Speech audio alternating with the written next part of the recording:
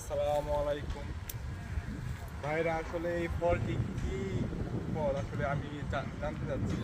কারণ হচ্ছে এই রাস্তার পাশ দিয়ে অনেকদিন ধরে যাচ্ছি, যাইতেছি আসতেছি, কিন্তু এই ফলটি অনেকদিন ধরে দেখতেছি, কিন্তু এই ফলটির নাম কি আসলে জানি না।